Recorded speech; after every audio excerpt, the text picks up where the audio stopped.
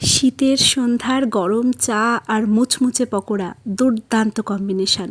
তার জন্য কি করতে হবে? তার জন্য শীতের নানা রকমের রঙের সবজিকে ঝিরিঝিরি করে কুচিয়ে লবণ মাখিয়ে 5 মিনিট রেখে দিতে হবে। ওটা থেকে যখন জল ছেড়ে আসবে তখন 2 টেবিল স্পুন করে বেসন আর কর্নফ্লাওয়ার আর 1 টেবিল স্পুন চালের গুঁড়ো মিশিয়ে ভালোভাবে মেখে নিতে হবে। ঠিক এরকম কনসিস্টেন্সি হবে, জাস্ট যাতে বাইন্ডিংটা হয়। আর প্লিজ এর মধ্যে আদা বাটা, রসুন বাটা, চিজ, হেন তেন 7-17 দিয়ে সবজির নিজস্ব টেস্ট আর নিজস্ব ফ্লেভারকে নষ্ট করে দেবেন না। আর এইবারে হাতে মুঠি মুঠি করে নিজস্ব পছন্দ অনুযায়ী ছোট বা বড় যেমন হোক সেইভাবে গরম তেলের মধ্যে দিয়ে ভেজে তুলে নিন। আর হ্যাঁ, বড়া যদি চান মুচমুচে তাহলে ফ্লেম ফার্স্টে হবে হাই, কারণ সবজি থেকে প্রচুর জল ছাড়বে। লো ফ্লেম হলে সবজিগুলো গলে ভ্যাদভ্যাদে হয়ে যাবে। তাই ফার্স্টে হাই ফ্লেমে বড়াগুলোকে দিতে হবে।